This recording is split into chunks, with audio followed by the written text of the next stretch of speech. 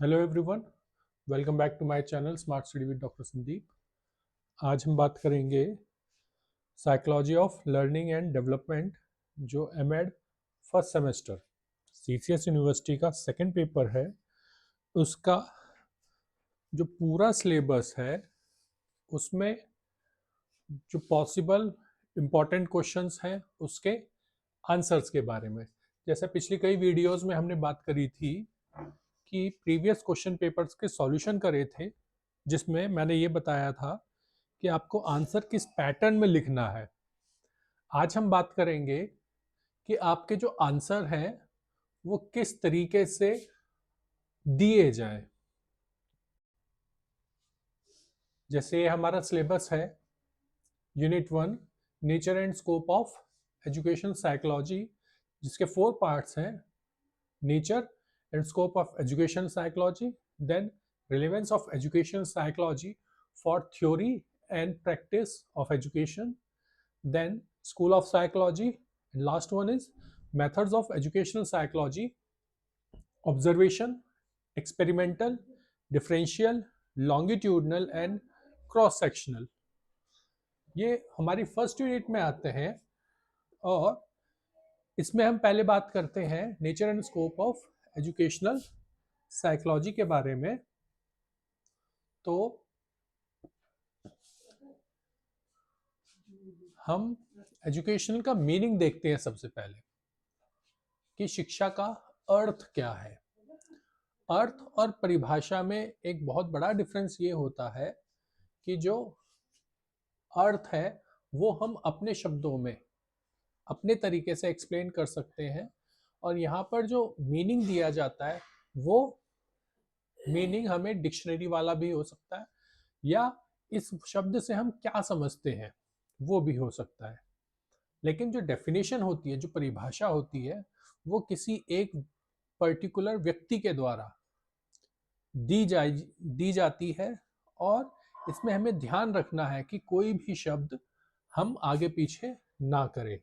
In case अगर आपको full confidence नहीं है किसी भी डेफिनेशन के लिए, तो उसमें हम किसी व्यक्ति विशेष का नाम मेंशन नहीं करते, और डेफिनेशंस हमेशा इन्वर्टेड कॉमास में लिखी जाती है।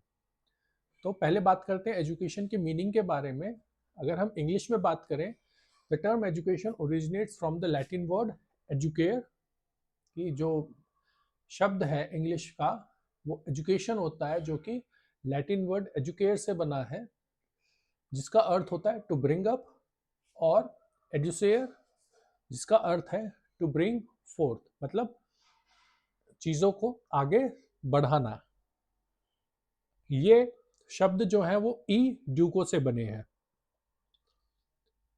ये भी लैटिन वर्ड है ई ड्यूको, और यहाँ पर ई का मतलब होता है इनसाइड एंड ड्यूको मीन्स फॉरवर्ड, यानी कि अंदर से विकास करना और उसे आगे बढ़ाना। अगर हम हिंदी की बात करें तो हिंदी में एजुकेशन के लिए शिक्षा शब्द यू का प्रयोग किया जाता है, जो कि संस्कृत के शिक्ष धातु में आ का प्रयोग करने से बनता है, और शिक्ष का अर्थ होता है सीखना और सिखाना। ये जर्नल मीनिंग है, लगभग सभी एजुकेशन की बुक्स में आसानी से मिल जाता है। इसके बाद बात आती है एजुकेशन की डेफिनेशन की। यहाँ कुछ कॉमन डेफिनेशन ली है मैंने, आपको जो याद हो, जो सुटेबल लगे आप उसे याद कर सकते हैं। By education I mean an all round drawing out of the best in children and man, body, mind, spirit. Mahatma Gandhi ने बताया है कि शिक्षा से मेरा अभिप्राय बच्चों के या मानव के बेस्ट डेवलपमेंट से है, उसके माइंड के, उसकी बॉडी से, और उसकी आत्मा, मतलब शरीर, आत्मा और उसके मस्तिष्क का जो है, मन का जो है बेहतरीन डेवलपमेंट जो हो सकता है वही शिक्षा है। प्लेटो कहते हैं education is the means of developing good citizens, कि शिक्षा वो है जो बेहतर नागरिकों का निर्माण करती है। और पेस्टोलॉजी ने बताया है education is a natural, harmonious, progressive development of man's innate powers, कि व्यक्ति के अंदर जो क्षमताएं हैं, जो ताकत है, उसका डेवलपमेंट होना ही, विकसित होना ही, उसका विकास होना ही शिक्षा है। जनरली यहाँ पर जो चीज़ें आई हैं वो बच्चे के ऑलराउंड डेवलपमेंट, चाहे वो माइंड हो, बॉडी हो, स्पिरिट हो, या उसके ओवरऑल बिहेवियर से हो, या उसकी जो इंटरनल एबिलिटीज़ हैं, जो ओवरऑल एबिलिटीज़ हैं, उनके डेवलपमेंट से है। तो ये जनरल डेफिनेशंस है, आप जो डेफिनेशन याद करें वही मेंशन कर सकते हैं, और मीनिंग डेफिनेशन के बाद आपको अपने तरीके से एजुकेशन को एक्सप्लेन करना है।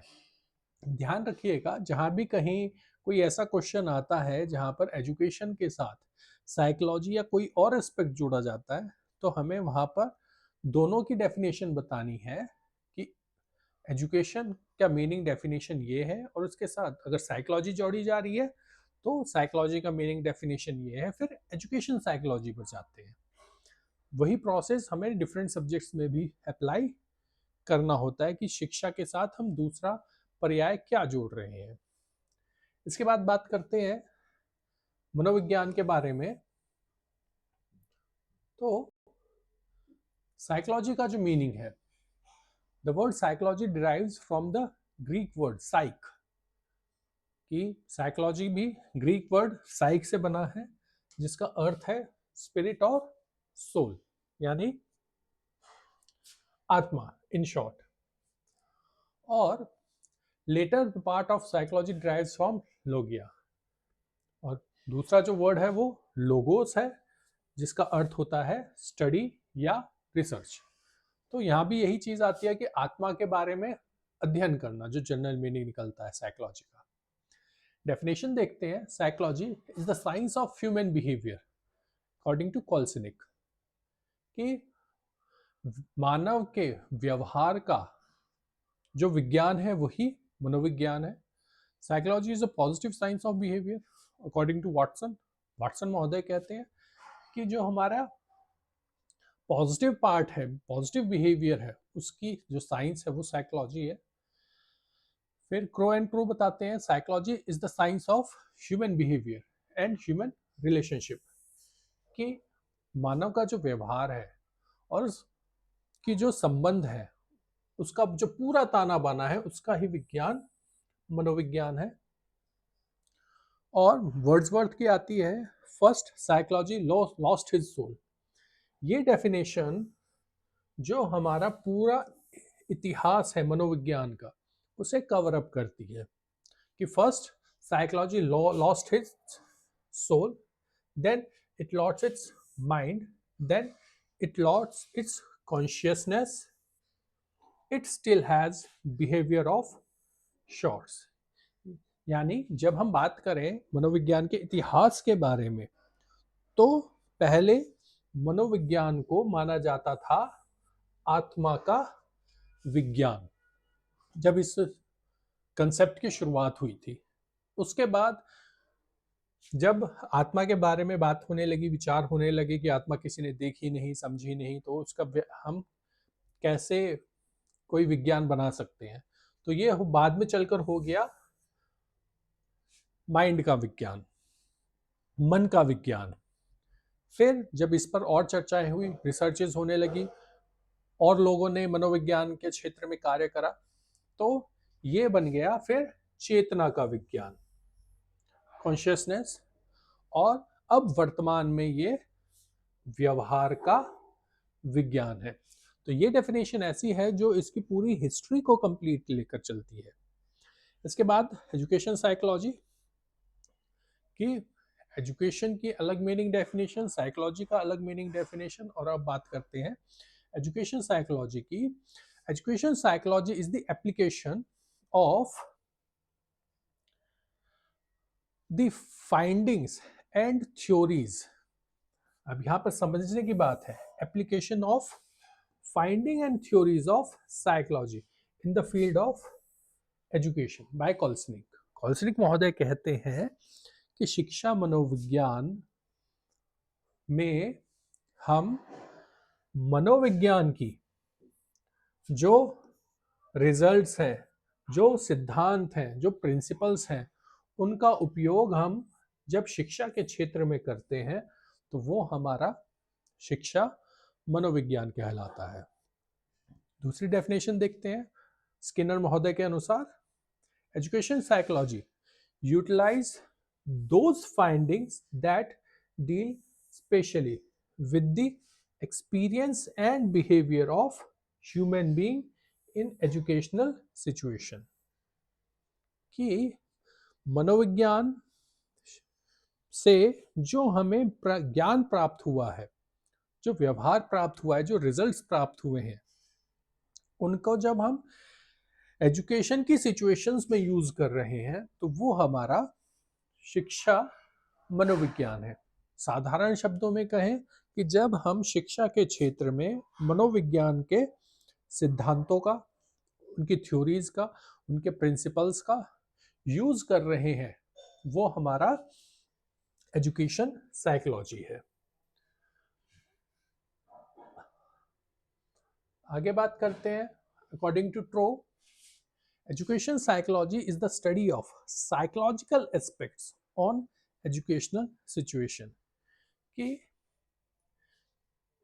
एजुकेशन की सिचुएशन में, शिक्षा के सिद्धांतों में, शिक्षा के क्षेत्र में जब हम मनोविज्ञान के सूत्रों का, उनकी स्टडी का यूज कर रहे हैं तो वो हमारा एजुकेशन साइकोलॉजी है। आप कोई भी डेफिनेशन याद कर सकते हैं जो आपको सुटेबल लगे। इसके बाद हम बात करते हैं relationship between education and psychology.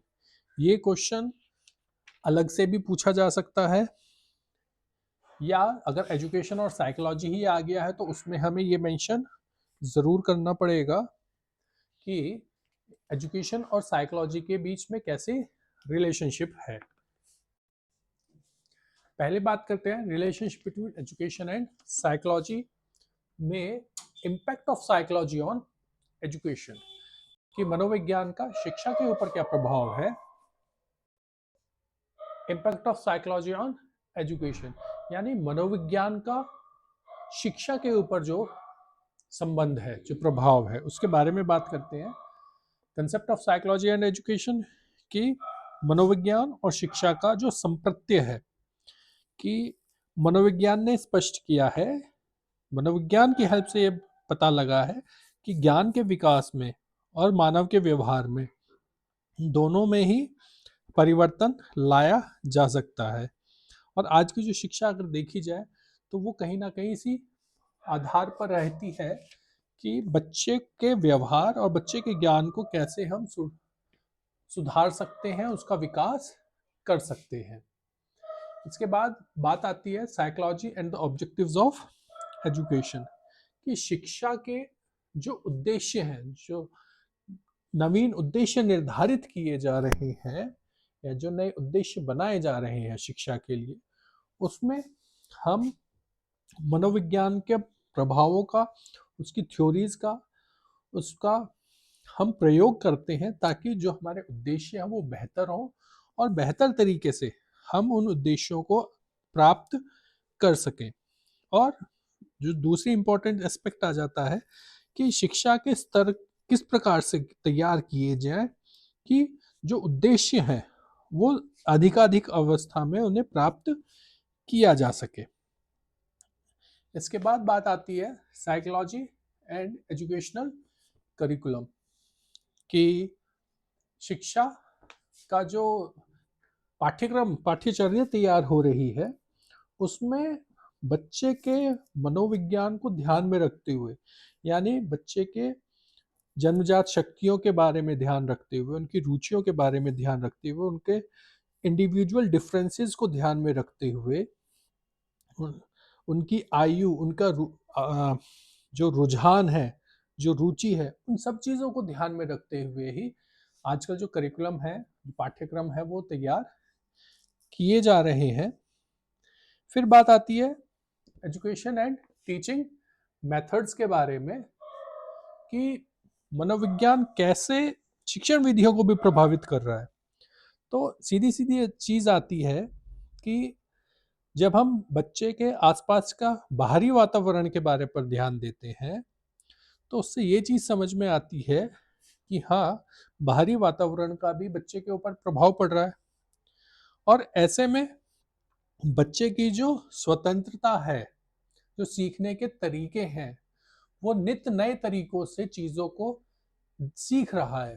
तो जो नए तरीके डेवलप होते जा रहे हैं बच्चे के सीखने में, वो मनोविज्ञान की सहायता से क्लासरूम में यूज़ किए जा रहे हैं, ताकि बच्चे की जो सीखने की कैपेबिलिटी है, वो डेवलप हो।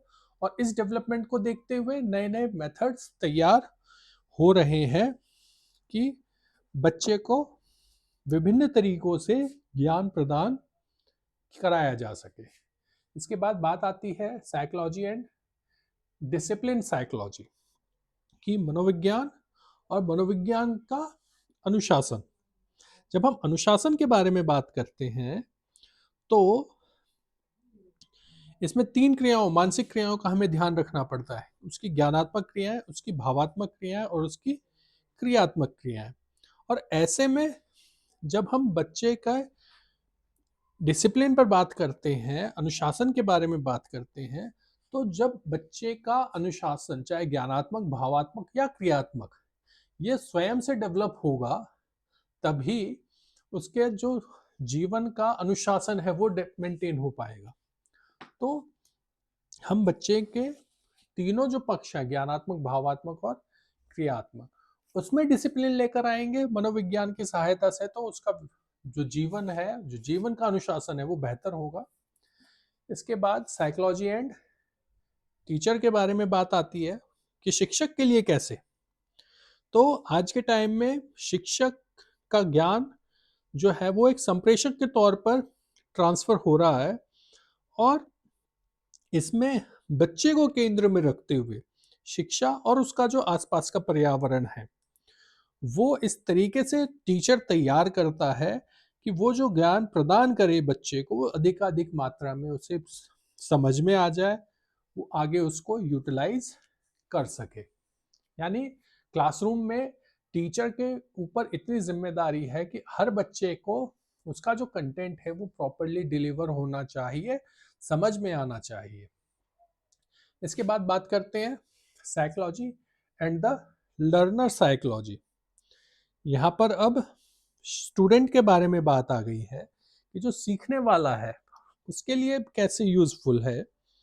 तो बच्चे के पास अपनी जन्मजात शक्तियां हैं, बाहर से उसे वातावरण मिल रहा है, लेकिन इस वातावरण के साथ बच्चा कैसे एडजस्ट करेगा, अपनी शक्तियों को, अपनी रुचियों को कैसे डिफाइन कर पाएगा, कैसे उसे ये पता लगेगा कि हाँ, मेरा इस सब्जेक्ट में ज़्यादा इंटरेस्ट है, मैं इसमें ज़्यादा इफेक्टिव होकर अपना एफर्ट दे सकता हूँ।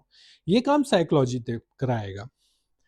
तो यहाँ पर बच्चे के सीखने की जो कैपेबिलिटी है वो भी कहीं ना कहीं मनोविज्ञान पर आधारित है। इसके बाद बात आती है साइकोलॉजी और स्कूल। अब जब हम ये देखते हैं कि स्कूल में कैसे पढ़ाया जा रहा है, कैसा वहाँ का वातावरण है, कैसा क्लासरूम में डिज़ाइन है, कैसे उसके रहने, खाने, उठने, बैठने की व्यवस्थाएं हैं, वहाँ का जो वातावरण है वो किस प्रकार का है, ये सारी चीज़ें कहीं ना कहीं मनोविज्ञान को से प्रभावित होती हैं। और फिर बात आती है अदर प्रॉब्लम्स ऑफ एजुकेशन, कि अन्य समस्याएं जो आती है शिक्षा के क्षेत्र में, वो मनोविज्ञान कैसे दूर करता है। तो हर बच्चे की अपनी अलग योग्यता है, अलग रुचि है, अलग समझने का तरीका है। ऐसे में हर बच्चे पर ध्यान देना, हर बच्चे की जो शारीरिक, मानसिक और सामाजिक समस्याएं हैं उनको दूर करना। ऐसे में जब इन समस्याओं के बारे में बात आती है तो गाइडेंस एंड काउंसलिंग का एक फैक्टर आ जाता है। और जब गाइडेंस एंड काउंसलिंग आ जाती है, निर्देशन और परामर्श, तो कहीं ना कहीं मनोविज्ञान और उसके साधनों पर ही निर्भर होना पड़ता है। फिर बात करते हैं impact of education on psychology, कि शिक्षा का मनोविज्ञान पर क्या प्रभाव है। तो पहला आता है study of psychology is possible through education, कि मनोविज्ञान का जो अध्ययन है वो शिक्षा के द्वारा ही किया जा सकता है। शिक्षित व्यक्ति ही मनोविज्ञान पढ़ सकता है, दूसरे शब्दों में कहें तो साइकोलॉजी पॉसिबल तभी है जब एजुकेशन है, नहीं तो इंसान और जानवरों के बीच में फिर ज़्यादा फर्क है ही नहीं। अगर जनरल भाषा में इस बात को एक्सप्लेन किया जाए तो, कि शिक्षा ही हमें जानवरों में बुद्धिमान बनाती है या जानवर और इंसान में डिफरेंशिएट करना समझाती है एजुकेशन, तर्क करना सिखाती है एजुकेशन। दूसरा आता है knowledge is of psychology is preserve through education, कि जो ज्ञान है, अगर हम शिक्षा के बारे में बात करें, ज्ञान के बारे में बात करें, तो तीन बेसिक कार्य होते हैं, प्रिजर्वेशन, कंजर्वेशन एंड डिस्ट्रीब्यूशन। कि नॉलेज को प्रिजर्व करती है, सेव करके रखती है अपने पास एजुकेशन, उसका डिस्ट्रीब्यूशन करती है, फैलाती है, और प्रिजर्वेशन तो करती ही है। और फिर आता है whatever facts are known in the field of psychology and whatever growth in and development done in field of psychology, its means, साधारण तौर पर कहें तो शिक्षा ही मनोविज्ञान के ज्ञान में विकास करने में, आगे बढ़ाने में, योगदान करने में हेल्प करती है। एजुकेशन के द्वारा ही ये सारी चीजें होती हैं। फिर बात आती है nature of psychology. Nature of psychology में आता है it is a branch of psychology. ये पूरा मनोविज्ञान नहीं है, ये मनोविज्ञान की एक शाखा है। It is applied psychology, it is used makes human education effective, कि ये व्यवहारिक मनोविज्ञान है और ये ह्यूमंस की हेल्प, एजुकेशन हेल्प के लिए यूज किया जाता है। Then in this only the physical and mental powers and the behaviour of human beings are studied, कि इसमें शारीरिक, मानसिक और मानव व्यवहार का अध्ययन किया जाता है। Then in this the innate and alternative powers and behavior of human being and the controlling elements are studied, कि इसमें जन्मजात, पर्यावरणीय जो प्रेरक हैं, जो दूसरे एलिमेंट्स हैं जो कंट्रोल करते हैं हमारे बिहेवियर को, हमारे अल्टरनेटिव पावर्स को, वो स्टडी किया जाता है। It helps in the understanding human behaviour, controlling it, giving it desired direction and predicting their behaviour, यानी इसमें मानव के व्यवहार को समझा जाता है, उस पर कैसे नियंत्रण किया जाता है, उसे किस दिशा में ले जाया जाता है, और उसके बारे में प्रेडिक्शन की जा सकती है, फ्यूचर के बारे में बताया जा सकता है। इट इज़ पॉजिटिव साइंस, पहले भी आया है कि ये एक विधायक विज्ञान है, पॉजिटिव साइंस है, इसके प्रिंसिपल्स हैं, इसके लॉज हैं, और वो डिपेंड करते हैं कि वो सार्वभौमिक है या प्रमाणित होने के बाद ही उन्हें प्रिंसिपल्स बनाया जाता है। और thought, it is positive science, it is not completely pure science, कि ये प्योर साइंस के रूप में नहीं है। The principles and laws establish by it is nearly pure, it is nearest pure science, pure science के निकट तो है लेकिन फिर भी प्योर साइंस नहीं है। यानी कि इसमें जो एक्सपेरिमेंट्स होते हैं, एक्सपेरिमेंट्स बार बार करने पर हम ये श्योर नहीं कह सकते, जैसे साइंस में होता है कि अगर यही प्रोसेस अपनाया जाए वर्ल्ड के किसी भी कोने में तो उसका सेम रिजल्ट निकल कर आएगा। यहाँ पर ये चीज़ पॉसिबल नहीं है, क्लोज टू ज़रूर आता है। इसलिए ये पॉजिटिव साइंस है बट प्योर साइंस नहीं है। इसके बाद बात आती है difference between psychology and education psychology, कि मनोविज्ञान और शिक्षा मनोविज्ञान में क्या अंतर है। कि psychology is discipline, education psychology is the branch of psychology, यानी कि मनोविज्ञान तो एक स्वतंत्र है, सब्जेक्ट है, लेकिन शिक्षा मनोविज्ञान उसकी एक शाखा है। Then psychology is science, education psychology is applied science, ये एक अप्लाइड साइंस है शिक्षा मनोविज्ञान। मनोविज्ञान का। The scope of psychology is wide in this both means जो मनोविज्ञान का क्षेत्र है वो बहुत बड़ा है, उसमें से एक क्षेत्र जो मानव व्यवहार का है केवल उसको ही शिक्षा मनोविज्ञान में स्टडी किया जाता है। कि in science human behavior related to differentiate different areas of life is studied, it is done in educational psychology। कि मनुष्य जीवन के जो विभिन्न क्षेत्र हैं वो मनोविज्ञान में अध्ययन किए जाते हैं, लेकिन शिक्षा मनोविज्ञान में केवल उसकी जो शैक्षिक परिस्थितियां हैं, जो शैक्षिक व्यवहार है, केवल उसी का अध्ययन किया जाता है। महान principles and rules are applicable to different aspects of human life. Principles, laws of education psychology, these are applicable to each other in his circumstances। फिर बात आती है through law the behavior of human being and animals is understood methods of controlling their behavior। कि मनोविज्ञान में पशु पक्षी जानवरों इनके व्यवहार को समझा जाता है, लेकिन शिक्षा मनोविज्ञान में केवल मनुष्य के व्यवहार को समझा जाता है, वो भी उनके लिए विधियां खोजी जाती हैं, उनके व्यवहार के बारे में भविष्यवाणी की जाती है। और लास्ट में आता है कि मनोविज्ञान में पूरे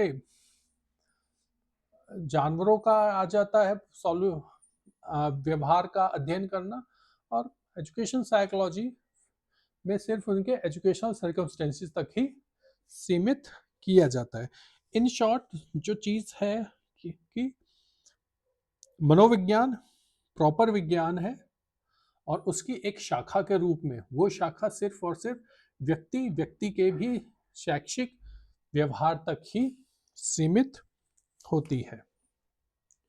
इसके बाद बात आती है contribution of education psychology to theory of education. यानी यहाँ पर हमारा नेक्स्ट एस्पेक्ट शुरू हो जाता है कि एजुकेशन साइकोलॉजी में theory of education and practice of education के बारे में बात आती है। तो यहाँ पर हम बात करते हैं ह्यूमन ग्रोथ एंड डेवलपमेंट की, mental abilities and there measurement. Means पहले स्टार्टिंग से ही अगर लेकर चले तो ह्यूमन ग्रोथ एंड डेवलपमेंट की जो शिक्षा मनोविज्ञान है वो व्यक्ति की शारीरिक, मानसिक, भाषिक, भाषाई यानी लैंग्वेज, उसकी संवेगात्मक और सामाजिक विकास, सभी प्रकार का जो विकास है और अभिवृद्धि है उनका पूरा अध्ययन करता है। फिर बात आती है mental abilities and there measurement की शिक्षा मनोविज्ञान व्यक्ति के आंतरिक और बाह्य का अध्ययन करता है, उनका इवैल्यूएशन करता है, मेजरमेंट करता है और इनके आधार पर उसकी बुद्धि, क्षमता, व्यक्तित्व, तर्क, चिंतन, प्रॉब्लम सॉल्विंग एबिलिटी, जो डिफरेंट एस्पेक्ट्स हैं उनका इवैल्यूएशन करके, मेजरमेंट करके आंसर बताता है। फिर बात आती है मेंटल हेल्थ एंड एडजस्टमेंट की। तो ये बच्चों की या शिक्षकों की मानसिक स्वास्थ्य आज के टाइम में बड़ा इम्पोर्टेंट एस्पेक्ट चल रहा है मेंटल हेल्थ के बारे में। तो व्यक्ति का, टीचर का, स्टूडेंट का, माता पिता, अभिभावकों के जो मानसिक समस्याएं हैं उनका समायोजन में जो समस्याएं आ रही है, पढ़ने में जो समस्याएं आ रही है, क्लासरूम में जो समस्याएं आ रही है, उनका पूरा कंट्रोल करता है, उनकी इस फील्ड में हेल्प करता है। फिर बात आती है इंडिविजुअल डिफरेंसेस की, व्यक्तिगत भिन्नता की। तो कोई भी दो बच्चे समान नहीं है। अगर जुड़वा बच्चे भी हैं तो शारीरिक रूप से देखने में समान हो सकते हैं, लेकिन मनोवैज्ञानिक तौर पर भी उनमें कुछ डिफरेंस रहता है। ये मनोविज्ञान के अनुसार ही उनका ध्यान दिया जाता है कि हाँ, देखने में सेम हो सकते हैं, लेकिन उनकी पर्सनैलिटी, उनके इंटरेस्ट, उनकी एटीट्यूड, उनका एप्टीट्यूड कहीं ना कहीं डिफ्रेंशिएट ज़रूर रहता है। फिर बात आती है एक्सेप्शनल चिल्ड्रन की। तो ये बताता है कि स्टूडेंट्स में कितने वेरीज हैं, यानी कि कितना डिफरेंस है, कितने एक्सेप्शनल है, कितने एक दूसरे से भिन्नता रखते हैं, कि पिछड़े बालक है, मेधावी बालक है, शारीरिक रूप से अपंग बालक है, कई चीजें आ जाती हैं इसमें भी, जो हम एक्सेप्शनल चिल्ड्रन को अलग अलग तरीके से कैटेगराइज्ड करते हैं। देन ग्रुप साइकोलॉजी, जब हम समूह विज्ञान के बारे में बात करते हैं, तो जब हम ये देखें कि एक जैसे इंटरेस्ट वाले बच्चे एक ही क्लास में उसके इंटरेस्ट के हिसाब से पढ़ाया जाता है, तो उनकी जो सामूहिक क्रियाएं हैं वो भी बढ़ जाती हैं। समूह की भावना का विकास करने के लिए हम ग्रुप साइकोलॉजी का यूज करते हैं। फिर बात आती है लर्निंग और टीचिंग, यानी सीखना और शिक्षण प्रक्रिया। अगर हम पहले बात करें सीखने की, तो इसमें सीखने के लिए कारक, उत्प्रेरक, उन पे नियंत्रण, नियम, साधनों आदि बातें आती हैं। अभिप्रेरणा की बात आती है सीखने के लिए।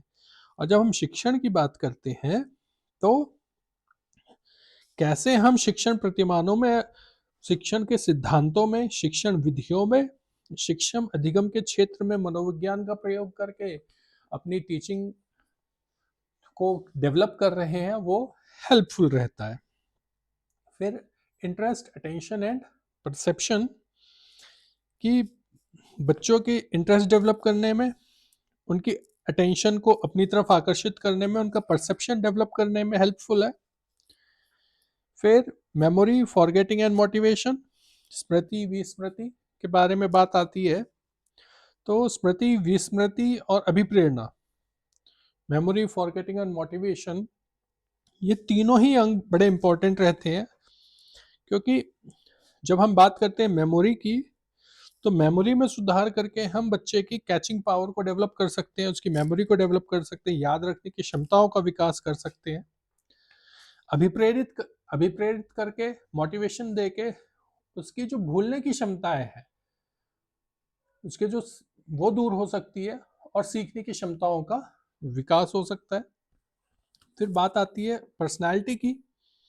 तो पर्सनालिटी में हम बच्चे के व्यक्तित्व, उसकी प्रकृति, उसके विकास, उसके कारणों का, उसके सभी पहलुओं के बारे में जानकारी ले सकते हैं, और उसके व्यक्तित्व का जानकारी लेके उसका विकास किया जा सकता है। फिर जब हम बात करते हैं रीजनिंग की, reasoning, thinking and problem solving, तो ये जो स्तर है, ये डेवलप होता है जब बच्चा तर्क करना सीखे, चिंतन करना सीखे, बड़ी समस्याओं को देखे और फिर उन्हें सॉल्व करने की कोशिश करे। ये तीनों ही प्रक्रियाएं कहीं ना कहीं उसके जीवन के लिए, उसके शिक्षण अधिगम की प्रक्रिया के लिए, उसके समाज में समायोजन के लिए बड़ी आवश्यक हो जाती है। नेक्स्ट आता है पाठ्यक्रम, करिकुलम। इसमें हम विभिन्न रूप से तैयार किए गए पाठ्यक्रमों को निर्धारित करने से पहले जिन छात्रों के लिए वो तैयार किए गए हैं, उनकी आयु कैसी है, उनकी परिपक्वता कैसी है, उनका मानसिक स्तर कैसा है, पूर्व ज्ञान कैसा है, और भी कई फैक्टर्स रहते हैं जिनको ध्यान में रखते हुए हम कोई भी करिकुलम डिजाइन करते हैं। इसके बाद बात आती है शैक्षिक एवं व्यावसायिक निर्देशन, यानी एजुकेशन एंड वोकेशनल गाइडेंस, कि बच्चे अपने इंटरेस्ट, अपनी मेंटेलिटी, है ना, अपनी एटीट्यूड, एप्टीट्यूड के अनुसार जब चीज़ों को सीखता है, अपने इंटरेस्ट के एरिया में जो कार्य करता है, तो उसे कार्य बोझ नहीं लगता। ठीक वैसे ही है कि अगर कोई इंटरेस्ट वाली चीज़ है तो बच्चा 2 घंटे एक्स्ट्रा काम भी कर सकता है, और अगर इंटरेस्ट नहीं है तो कैसे उसका इंटरेस्ट इस तरफ लाया जा सके, ये सारी चीज़ें हमें ध्यान में रखनी होती हैं बच्चे को एजुकेशनल और वोकेशनल गाइडेंस देने में, कि अगर इंटरेस्ट नहीं है तो इंटरेस्ट या उसकी इंपॉर्टेंस ज़रूर बताई जाए बच्चे को। फिर बात आती है मेजरमेंट एंड इवैल्यूएशन, कि यहाँ पर बच्चे की जो मानसिक शक्तियाँ हैं, जितनी भी मेंटल एबिलिटीज़ हैं, उनका मेजरमेंट और इवैल्यूएशन करके हम उसका सत्यापन कर सकते हैं। और लास्ट आता है scope and methods of research. जब हम बात करते हैं रिसर्च की, तो हम किसी भी एरिया में हो, हम वहां पर नवीन ज्ञान ढूंढने का प्रयासरत रहते हैं कि इसमें और नया क्या हो सकता है। तो जब हम शिक्षा मनोविज्ञान में हैं तो उसके जो रिसर्च मेथड है वो कि शिक्षा मनोविज्ञान के क्षेत्र में हम नवीन क्या खोज लेकर आ सकते हैं उसके बारे में सारे एस्पेक्ट्स खोल देता है। इसके बाद बात करते हैं contribution of education psychology in practice of education. जब हम प्रैक्टिस ऑफ एजुकेशन के बारे में बात करते हैं तो प्रैक्टिकल एस्पेक्ट्स आ जाते हैं हमारे। पहला आता है टीचिंग मेथड्स, यानी जब हम एक्टिविटी सेंटर्ड वर्क कर रहे हैं, यानी टीचिंग मेथडोलॉजी को यूज कर रहे हैं, टीचिंग मेथड्स को यूज कर रहे हैं, चाहे वो एक्सप्लेनेशन हो, चाहे वो डिस्कशन मेथड हो, माइक्रो टीचिंग हो, या कोई भी हम मेथड यूज कर रहे हैं, तो बहुत सारे मेथड्स या हर मेथड में हम कहीं ना कहीं किसी ना किसी साइकोलॉजिकल एस्पेक्ट्स का ही यूज किए करते हैं। इसका छोटा सा एग्जांपल कि जो हमारा अभिक्रमित अनुदेशन है एजुकेशन टेक्नोलॉजी में, वो टोटली साइकोलॉजी के ऊपर ही डिपेंड करता है। जब हम पढ़ेंगे अभिक्रमित अनुदेशन तो उसमें सारी चीजें जो आएंगी वो साइकोलॉजी से ही रिलेटेड आएंगी। तो एक छोटा सा एग्जांपल है। फिर बात करती है मैक्सिम ऑफ टीचिंग, कि अपनी टीचिंग को बहुत सिंपल बनाने के लिए, इफेक्टिव बनाने के लिए, मतलब टीचिंग सिंपल हो लेकिन इफेक्ट उतनी ही ज़्यादा इफेक्टिव हो, इंटरेस्टिंग हो, जो कि बच्चे को हम कहते हैं सरल से जटिल की ओर, या ज्ञात से अज्ञात की ओर, मूर्त से अमूर्त की ओर लेकर जो जाए। तो ये सब चीज़ें अनुभव से आती है, और अनुभव में कहीं ना कहीं व्यवहार की बात आ जाती है, और व्यवहार के साथ मैक्सिम ऑफ टीचिंग्स की बात आ जाती है कि हाँ, ये सारी चीजें करने के लिए मनोविज्ञान का जो व्यवहारिक पक्ष है, जो प्रैक्टिकल एस्पेक्ट्स है, वो यूज किया जाता है। इसके बाद बात आती है मेंटेनिंग द डिसिप्लिन, कि जो परंपरागत अनुशासन है ना, कि छोटे शब्दों में जो हम बचपन से सुनते आ रहे हैं कि डंडा हटा के बच्चा बिगड़ा, कि जो अनुशासन था वो डंडे के जोर पर रहता था, लेकिन आज वो चीज चेंज हो गई है। आज आत्मानुशासन पर बात की जाती है कि बच्चा खुद से अनुशासन में रहे। वो कहीं ना कहीं देन है मनोविज्ञान की। Then use of teaching aids, कि जो हमारे ऑडियो विजुअल एड्स होते हैं, एजुकेशन टेक्नोलॉजी में आता है ये एस्पेक्ट, कि एक ही कंटेंट को पढ़ाने के लिए हम जितने ज़्यादा टीचिंग एड्स यूज़ कर सकते हैं वो टीचिंग उतनी ही इफ़ेक्टिव मानी जाती है। यहाँ भी वही एस्पेक्ट्स है कि डिफरेंट टीचिंग एड्स यूज़ करेंगे अगर टीचर एक ही कंटेंट को पढ़ाने के लिए, तो उसकी टीचिंग ज़्यादा इफेक्टिव होगी। देन फ्लेक्सिबल टाइम टेबल, कि जो टाइम टेबल है, समय सारणी जो है वो फ्लेक्सिबल हो, लचीली होनी चाहिए। तो मनोविज्ञान इन पहलुओं पर ध्यान देता है। तभी जो ज़्यादातर आज के टाइम में देखा गया है कि मॉर्निंग के जो पीरियड्स होते हैं वो सिंपल वाले रहते हैं, और इन बातों का ध्यान में रखा जाता है कि समय सारणी बनाते हुए हम सब्जेक्ट्स का चयन इस तरीके से करें कि जो थोड़े डिफिकल्ट सब्जेक्ट हैं वो पहले आए, और जो थोड़े इजी सब्जेक्ट्स हैं उस लेवल के अकॉर्डिंग वो थोड़ा बाद में जाए। देन को करिकुलर एक्टिविटीज, जब हम को करिकुलर एक्टिविटीज के बारे में बात करते हैं तो हम बात कर रहे हैं बच्चे के ओवरऑल डेवलपमेंट के बारे में, जहाँ पर बच्चा खेलकूद, नाटक, स्काउट गाइड, एनसीसी, इन अन्य चीज़ों में भी पार्टिसिपेट करे, केवल किताबी तक सीमित ना रहे। जब वो उसका हम ओवरऑल डेवलपमेंट करना चाहते हैं तो उसका physical development, mental development, discipline development भी इंक्लूड किया जाने लगा है। फिर बात आती है चाइल्ड सेंटर्ड एजुकेशन के बारे में। पुराने टाइम में कि चाइल्ड सेंटर्ड ना होकर टीचर सेंटर्ड एजुकेशन थी, यानी शिक्षक मध्य में रहता था, शिक्षक जैसा कराता था बच्चे को वैसा ही करना पड़ता था। लेकिन आज चाइल्ड सेंटर्ड है, बच्चा जिस तरीके से पढ़ना चाहता है अध्यापक को उसी तरीके से पढ़ाना चाहिए ताकि बच्चे का विकास होना है। तो जब हम चाइल्ड सेंटर्ड एजुकेशन, तो हम करिकुलम डिज़ाइन उसी के लिए कर रहे हैं, टाइम टेबल फ्लेक्सिबल उसी के लिए कर रहे हैं, डिसिप्लिन फ्लेक्सिबल उसी के लिए कर रहे हैं, ताकि बच्चों की आवश्यकताओं को ध्यान में, उनकी क्षमताओं को ध्यान में रखकर कार्य किया जा सके। इसके बाद बात आती है एडमिनिस्ट्रेशन की। तो जितना भी प्रबंध तंत्र है, मैनेजमेंट है, प्रिंसिपल है, वर्कर्स हैं, टीचर्स हैं, वो एक डेमोक्रेटिक एनवायरनमेंट में रहे, एक कोऑपरेटिव एनवायरनमेंट में, एक एम्पैथेटिक, सहानुभूति पूर्वक संबंध बनाकर रखे आपस में बच्चों से क्लासरूम में। तो एडमिनिस्ट्रेशन में भी फ्लेक्सिबिलिटी आई है, डेमोक्रेटिक हुआ है, कोऑपरेटिव हुआ है। Then production of text book, कि टेक्स्ट बुक्स में क्या चेंज आया है साइकोलॉजी के आने से।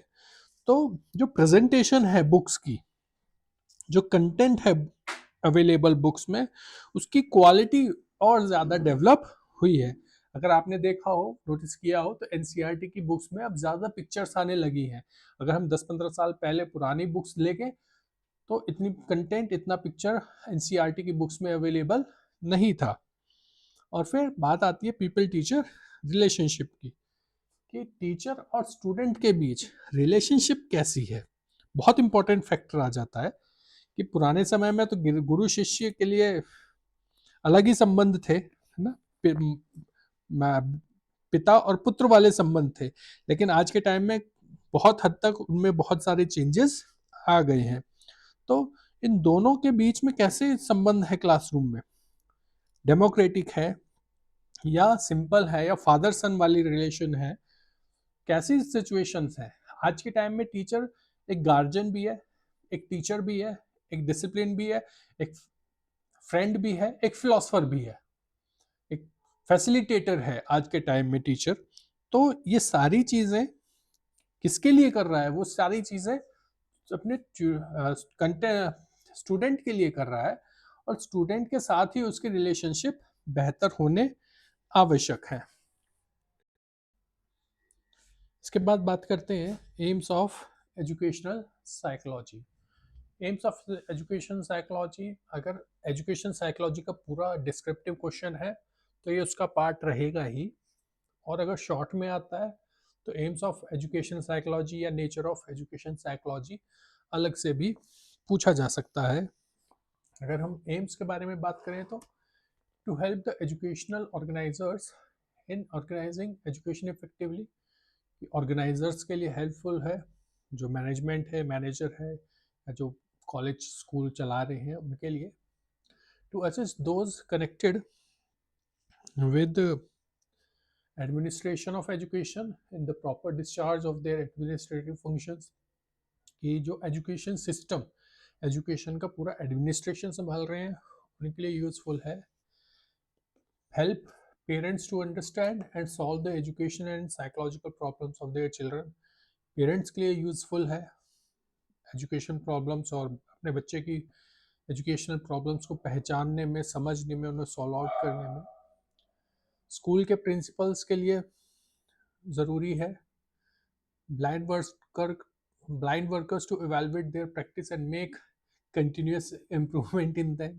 या ब्लाइंड वर्कर्स से जो सेंस है वो अंधे से नहीं है, अंधे कार्यकर्ताओं से है, मतलब जो ट्रेडिशनली चलता आ रहा है हम वैसा ही लेकर चलेंगे। यहाँ पर वो सेंस में यूज़ किया गया है। To help teachers to understand and solve, teachers के लिए कि बच्चे को समझने में, बच्चे की प्रॉब्लम्स को समझने में, उसे सॉल्व आउट करने में, अपनी रिस्पॉन्सिबिलिटीज़ को बेहतर तरीके से फुलफिल करने में ये यूज़फुल है।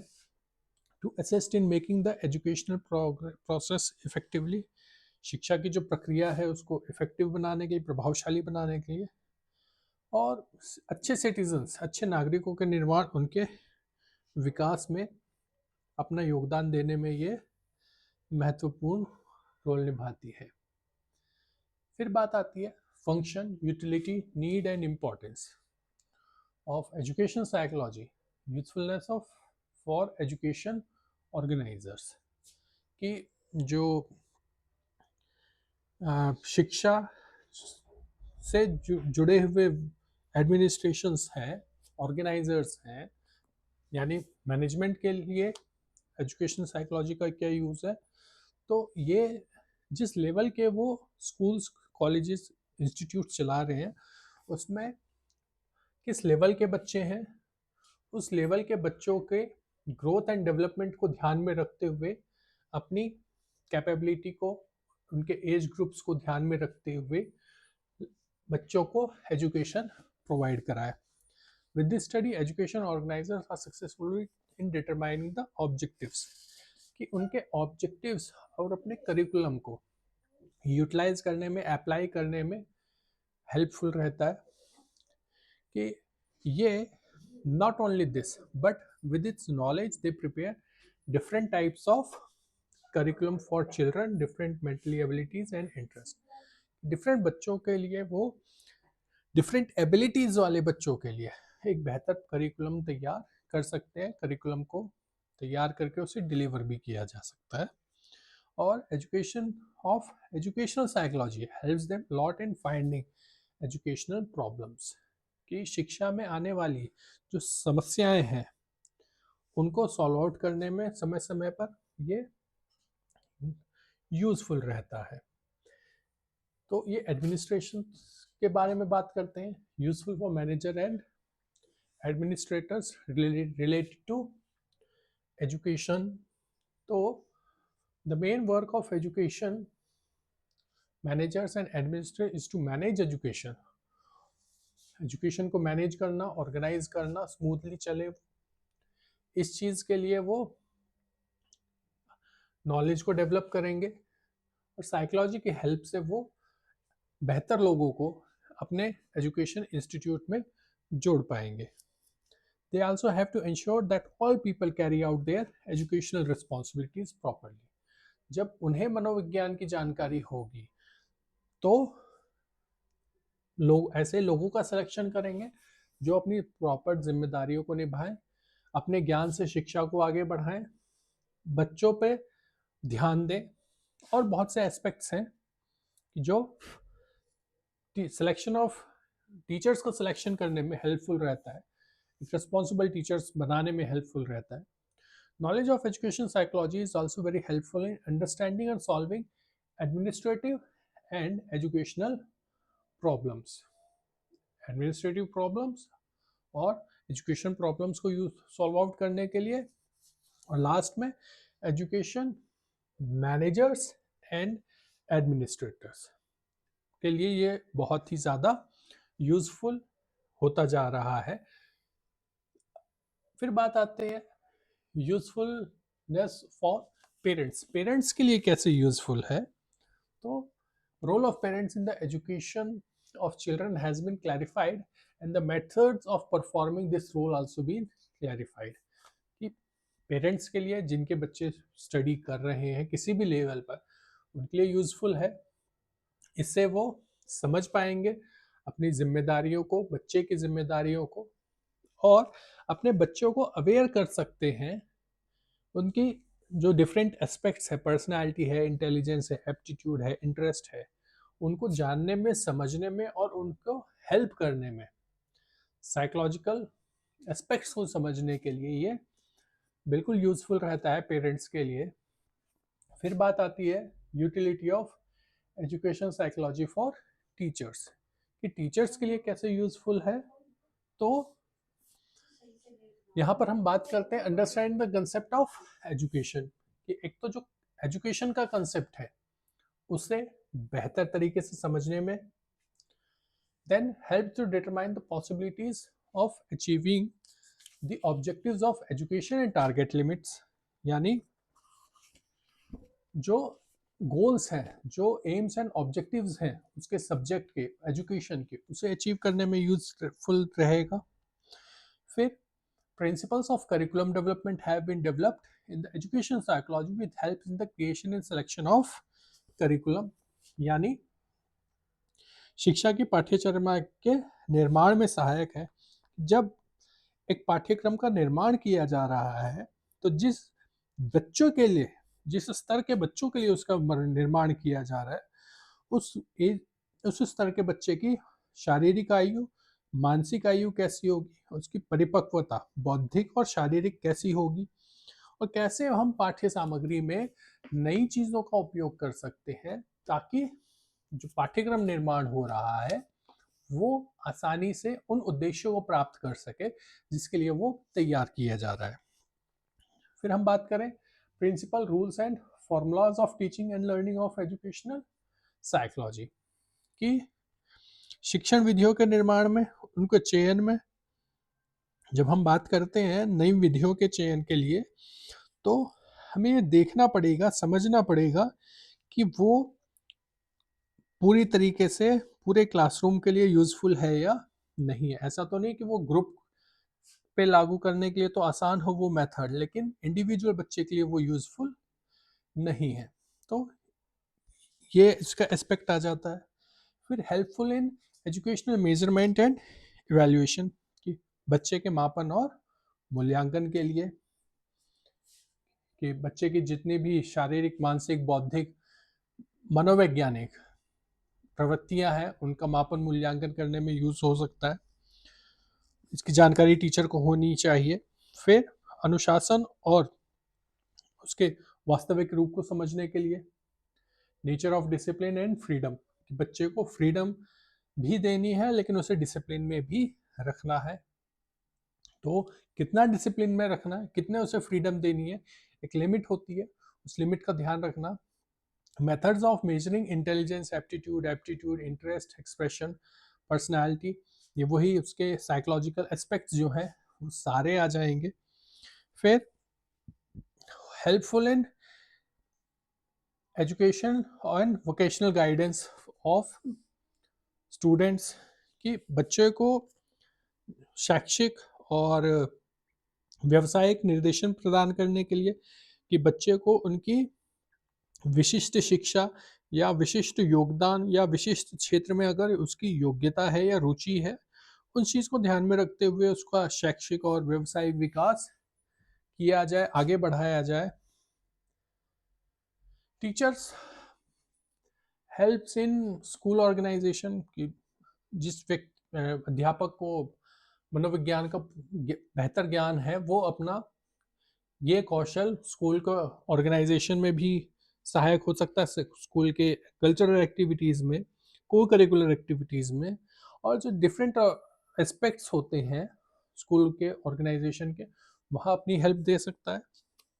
इसके बाद लास्ट आता है helpful in solving other problems of education, methods of understanding, कि अन्य कोई समस्या, शिक्षा से संबंधित समस्या, बच्चे से संबंधित समस्या, अनुशासन से संबंधित समस्या, एडमिनिस्ट्रेशन, ऑर्गेनाइजेशन से संबंधित समस्या में भी वो अपना रोल प्ले कर सकता है एक टीचर का। तो एक टीचर के लिए मनोविज्ञान की जानकारी होना बहुत इंपॉर्टेंट रोल प्ले करता है। ये क्वेश्चन सेपरेट में भी आ सकता है, और अगर लॉन्ग है एजुकेशन साइकोलॉजी का तो उसमें ये चीज़ मेंशन हमें करनी ही है कि जो हमारे शिक्षा के डिफरेंट एस्पेक्ट्स हैं, चाहे वो मैनेजमेंट का हो, टीचर का हो, पेरेंट्स का हो, बच्चे का हो, ऑर्गेनाइजेशन का हो, वो कैसे हम मनोविज्ञान का प्रयोग करके उसमें ये चीज़ हेल्प कर सकती है।